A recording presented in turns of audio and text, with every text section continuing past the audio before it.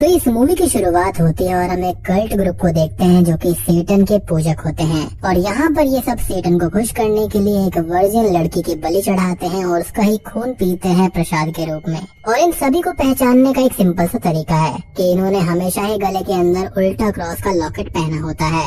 अब scene change होता है और हम देखते हैं एक्सेल ब्रैंडन नाम के एक आदमी को जो कि रिचर्डसन फैमिली के घर में आता है, जो कि मिस्टर जेकब से बात करने की इच्छा जाहिर करता है बिजनेस पर्पस के लिए। ड्रेस से तो ये देखने में एक जेंटलमैन लगता है, मगर ये उसी कल्ट ग्रुप का हिस्सा है जिसे हमने मूवी की स्टार्टिंग में देखा था। अब मिसेस रिचर्डसन यहाँ पर उसे घर में बैठने के लिए कहती है और अपने हस्बैंड जेकब को बुलाती है, जो कि अपनी बेटी रेबेका के साथ में फिशिंग के लिए गया हुआ था। जेकब घर आता है और वो एक्सेल को देखते ही उससे बात करने में कुछ खास इंटरेस्ट नहीं दिखाता। एक्सेल ज्यादा टाइम ना वेस्ट करते हुए ये कहता है कि मेरे फादर आपकी ये प्रॉपर्टी खरीदना चाहता। प्रॉपर्टी सेल की बात सुनकर ही जेकब का मूड खराब हो जाता है और वो एक्सेल से कहता है कि ये प्रॉपर्टी बिकाऊ नहीं है और इसको उसने अपने हाथों से तैयार किया है अपनी फैमिली के लिए। अब एक्सेल यहाँ पर ये कहता है कि इसकी कोई तो कीमत होगी आपके मन में, आप वो कीमत बोलो, हम इसे खरीद लेंगे। तो जेकब अब गुस्से में ये कहता है कि ये घर प्राइसलेस है और मैं चाहूंगा कि अब आप यहाँ से चले जाएं। एक्सेल अब जाते हुए जेकब को अपना कार्ड देकर जाता है, ये कहते हुए कि अगर मन चेंज हो जाए तो कॉल कर लेना। अब आगे हम देखते हैं कि रिचर्डसन फैमिली एक साथ लंच कर रही होती है और तभी रेबेका के पास में उसके हस्बैंड का कॉल आता है, जो कि एक लंबे टाइम से काम के चलते घर नहीं आया था। रेबेका यहाँ पर प्रेग्नेंट होती है और मार्क जल्दी से जल्दी काम खत्म करके घर आना चाहता है, जो कि उसका हस्बैंड है, ताकि वो अपनी वाइफ के साथ में टाइम स्पेंड कर सके। कॉल पर मार्क ये बताता है कि वो 3 दिन में काम खत्म करके घर पर आ जाएगा। और फिर हम देखते हैं कि मार्क कार ड्राइव करके कहीं जा रहा होता है और देखता है कि आज मौसम बहुत अच्छा है और वो समुद्र में सर्फिंग करने का मन बना लेता है।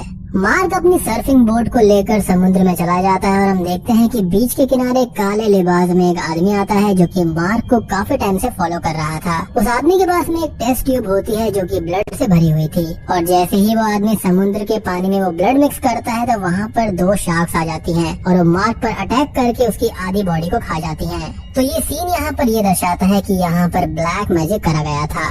अब आगे हम देखते हैं कि रेबेका बहुत देर से मार्क का कॉल ट्राई कर रही थी, मगर कोई भी रिस्पांस नहीं आता। और तभी उनके घर पर शेरिफ आता है और वो जेकब को ये बताता है कि समुद्र के किनारे एक लाश मिली है जो कि बहुत ही बुरी कंडीशन में है और उन सबको उसके साथ चलकर उस बॉडी की पहचान करनी होगी। रेबेका ये बात सुनते ही रोने लगती है। शेरिफ कहता है कि आई होप वो मार्क ना हो, मगर जब वो बॉडी की पहचान करते हैं तो वो मार्क ही निकलता है और इस हादसे की वजह से रेबेका टूट जाती है।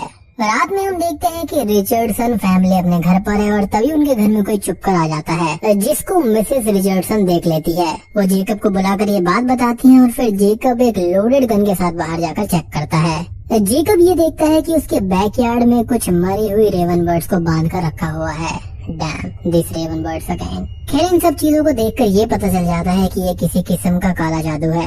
खैर जेकब अब यहाँ पर शेरिफ को बुलाता है और छानबीन को आगे बढ़ाने के लिए जेकब शेरिफ को एक्सेल के बारे में बता देते हैं, जो कि कुछ दिनों से उसके पीछे पड़ा हुआ है उसकी जमीन को खरीदने के लिए। अब अगले दिन हम देखते हैं कि अचानक से ही रेबेका के प्राइवेट पार्ट से ब्लड गिरने लगता है और हॉस्पिटल जाने पर ये पता चलता है कि उसका बच्चा मर चुका है और इस बात से उनका परिवार पूरी तरह से टूट जाता है। अब यहाँ पर जेकब की वाइफ भी उनसे ये कहती है कि मुझे ये लगता है कि किसी ने हमारी फैमिली को श्राप दिया है, मगर जेकब इन बातों पर विश्वास नहीं करता था। और दूसरी तरफ रेबेका अपनी फैमिली को छोड़कर मार्क के घर पर चली जाती है। रेबेका यहाँ पर मार्क के जाने का दर्द सहन नहीं कर पाती और वो मार्क के घर ढेर सारी स्लीपिंग पिल्स को खाकर सो जाती है। अब रात में हम ये देखते हैं कि जब मिस्टर एंड मिसेस रिचर्डसन जब सो रहे होते हैं तभी उनके बेड पर एक रेटल स्नेक चढ़ जाता है और वो सीधा मिसेस रिचर्डसन के गले पर काट लेता है। जेकब जल्दी से अपनी वाइफ को हॉस्पिटल ले जाता है, मगर डॉक्टर्स उसको नहीं बचा पाते क्योंकि स्नेक बाइट की लोकेशन दिमाग के बहुत करीब थी, यानी कि उस नस पर उसने काटा था जहाँ पर ब्लड फ्लो जाता है दिमाग की तरफ। दूसरी तरफ हम ये देखते हैं कि रेबेका बहुत ही गहरी नींद में है और वो सपने में उसी कल्ट ग्रुप को देखती है जिसे हमने मूवी के स्टार्टिंग में देखा था। इस ग्रुप का लीडर हेनरिक बेंडर रेबेका को हेल में भेजने की कोशिश करता है ताकि सेटन उसकी आत्मा को जला सके। अब कुछ हद तक हेनरिक ये करने में कामयाब भी हो जाता है, मगर एक झटके के साथ में ही रेबेका की आँख खुल जाती है और वो देखती है कि वो हॉस्पिटल में है। उसके डैड उसे बताते हैं कि उसकी मॉम अब इस दुनिया में नहीं रही। अब रेबेका अपने डैड को ये बताती है कि इन सभी के पीछे हेनरिक नाम के आदमी का हाथ है। रेबेका ये कहती है कि वो डेथ के करीब थी तब वो कुछ टाइम के लिए आफ्टर डेथ की दुनिया में गई थी, जहाँ पर उसने मार्क को देखा जो कि बहुत ही तकलीफ में था, क्योंकि क्योंकि उसकी सोल सेटन के पास में है और हेनरिक उसकी आत्मा को भी सेटन को भेंट के रूप में चढ़ाना चाहता है, मगर ये हो नहीं पाया। अब जेकब यहाँ भी रेबेका की बातों से पूरा कन्विंस नहीं होता, क्योंकि उसे ये लगता है कि रेबेका ने बस एक बुरा सपना देखा होगा।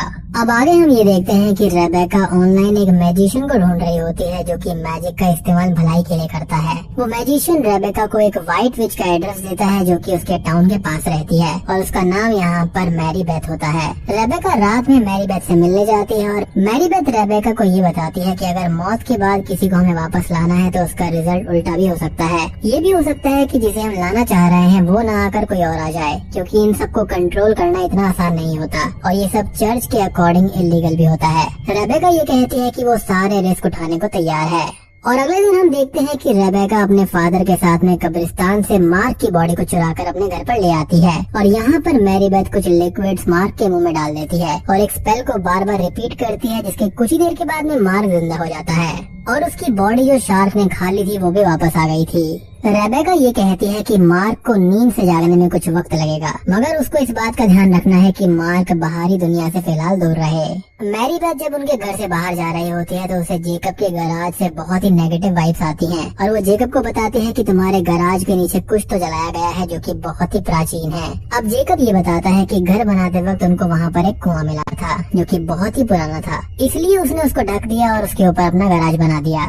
तो यहाँ से हमें ये पता चलता है कि हेनरिक को असल में जमीन नहीं चाहिए थी, उसे बस वो प्राचीन चीज चाहिए जो कि उस कुएं में दबी हुई है।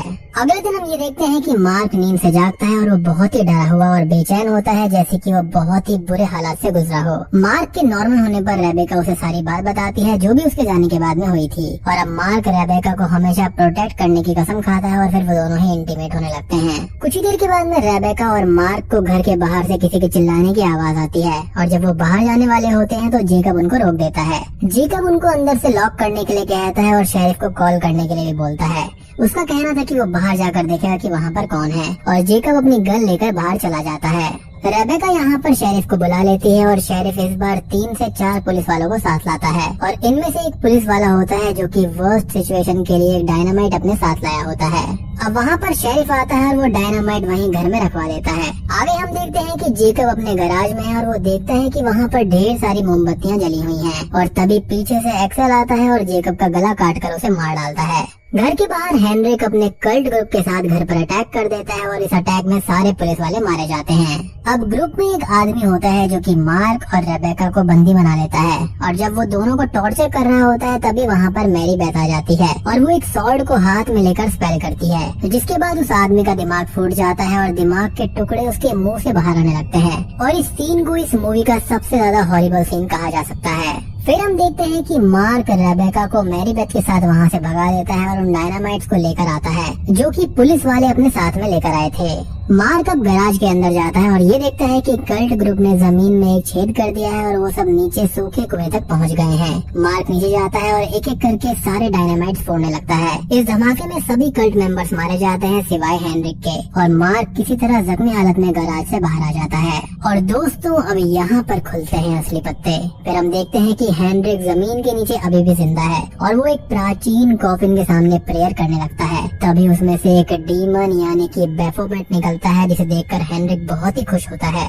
लेकिन बेफोमेट यहाँ पर हेनरिक को जान से मार देता है। अब अगले दिन हम ये देखते हैं कि मैरी बेथ, रेबेका और मार्क अपनी जीत को सेलिब्रेट कर रहे थे और आखिर में मैरी बेथ ये कहती है कि मुझे तुम दोनों अपना हाथ दो, मैं देखना चाहती हूँ कि कर्ज खत्म हुआ है या फिर नहीं। और जब मैरी बेथ उन दोनों का हाथ पकड़कर स्पेल रीड करती है तो उसे बहुत ही ज्यादा नेगेटिव वाइब्स मिलती हैं और हम अचानक से ये बेफोमेट को घर में घुसता हुआ देख पाते हैं और बूम।